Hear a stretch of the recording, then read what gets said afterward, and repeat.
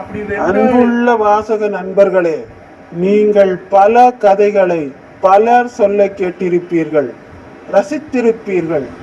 எனக்கு தெரிந்த வகையில் எளிமையாகவும் புரியும்படியும் சுவைபட சொல்ல போகிறேன். வாருங்கள். தாய்மாமன். கதைக்குள் போவோம். வாங்க வாங்க என்று மனசெல்லாம் சந்தோஷமாக அக்கா சுந்தரியையும் அத்தான் குமாரையும் மற்றும் அவர்களின் மகள் தீபாவையும் வாய் நிறைய வரவேற்றான் முருகன். இங்கே வாயேன், யார் வந்திருக்காங்க பாரு என்று தன் மனைவி வள்ளியை கூப்பிட்டார். வாங்க வாங்க அப்படின்னு வள்ளி வரவேற்றா. வள்ளி, அவங்களுக்கு குடிக்க ஏதாவது கொண்டு வா. அத்தா, நீங்க உட்காருங்க.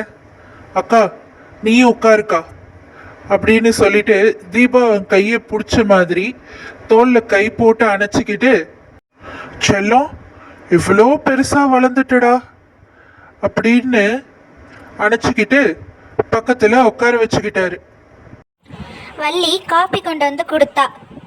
நீயும் உட்காருமா அப்படின்னு வள்ளி கையை பிடிச்சி சுந்தரி அவங்க பக்கத்துலேயே உட்கார வச்சுக்கிட்டாங்க. அப்புறம் எல்லாரும் எப்படி இருக்கீங்க, என்ன விசேஷம், திடீர்னு வந்திருக்கீங்க அப்படின்னு விசாரித்த தம்பிக்கிட்ட ஒன்றும் சொல்லாமல் சுந்தரி புருஷனை பார்த்து, ஏங்க அதை எடுங்க அப்படின்னு சொன்னாங்க. ஏங்கா, என்ன நீயே சொல்லு, எதுக்கு மாமாவை சொல்ற? அது ஒன்றும் இல்லை தம்பி, நம்ம தீபா பெரியவள் ஆயிட்டால்ல, அதான் அவளுக்கு கல்யாணம் பேசி முடிச்சிருக்கோம், பத்திரிக்கை கொடுக்க வந்தோம், அதை தான் அவரை எடுக்க சொன்னேன். வள்ளி, போய் ஒரு தட்டை எடுத்துட்டு வா அப்படின்னு சுந்தரி சொல்ல, இருங்கக்கா, நல்ல விஷயமா வந்திருக்கீங்க, சாமி கிட்ட நேரா போய் பத்திரிக்கையை வச்சிடலாம் அப்படின்னு 4 பேரும் சாமி அறைக்கு போனாங்க, பத்திரிக்கை வச்சாங்க. முருகனையும் வள்ளியையும் ஒண்ணா நிக்க சொல்லி அவங்க கால்ல விழுந்து தீபா ஆசீர்வாதம் வாங்கினா.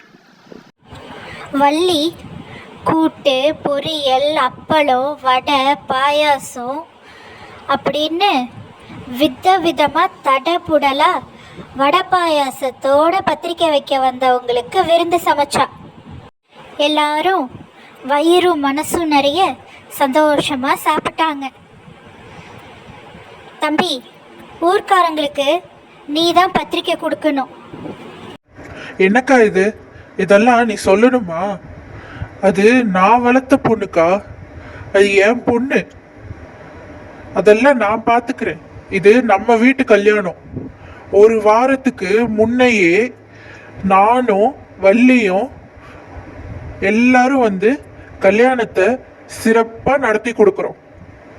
சொன்ன மாதிரியே ஒரு வாரத்துக்கு முன்னாடியே முருகனும் வள்ளியும் அக்கா வீட்டுக்கு வந்து மண்டபத்திலேருந்து எல்லா வேலையும் பார்த்தாங்க.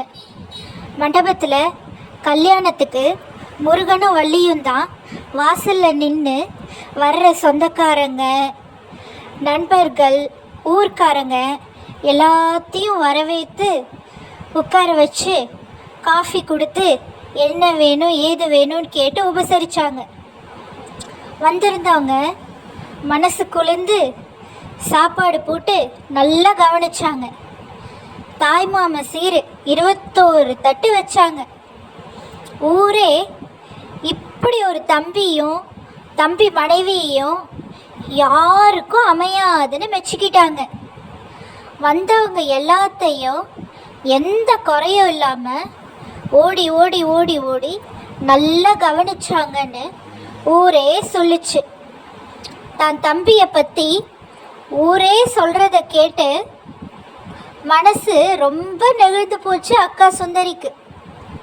தான் தம்பியையும் தம்பி மனைவியையும் மண்டபத்திலேயே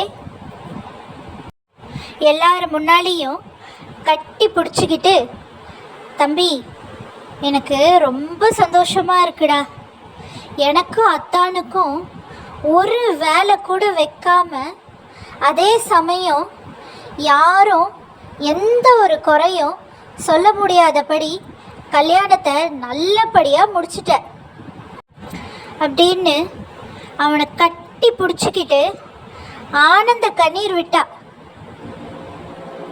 உன்ன மாதிரி ஒரு தாய் மாமா கிடைக்க தீபா ரொம்ப ரொம்ப புண்ணியம் பண்ணியிருக்கணும்னு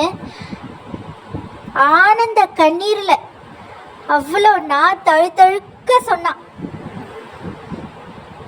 இந்த கதை மூலமாக தாய் மாமன்னா எப்படி இருப்பாங்கன்னு புரிஞ்சுக்கிட்டு இருப்பீங்க.